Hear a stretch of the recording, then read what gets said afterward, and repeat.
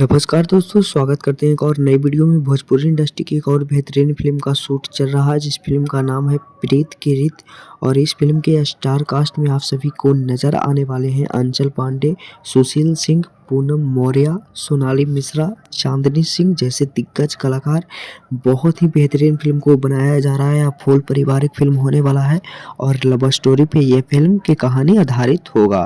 तो दोस्तों, इस फिल्म के निर्माता हैं राकेश सिंह, बबलू भैया। और बहुत ही बेहतरीन तरीका से यह फिल्म को बनाया जा रहा है और बहुत ही बेहतरीन तरीका से यह फिल्म को शूट किया जा रहा है। तो बहुत ही जल्द इस फिल्म को भी फर्स्ट लुक, ट्रेलर, टीजर सब कुछ देखने को आप सभी को मिलेगा। तो इंतजार करिए इस फिल्म के लिए। तो आप सभी को ये अपडेट कैसा लगा कमेंट बॉक्स में कमेंट करके बताइएगा। और प्रीत की रीत फिल्म के बहुत ही जल्द आप सभी को बीच में फर्स्ट लुक, ट्रेलर, टीजर सब कुछ देखने को मिलेगा।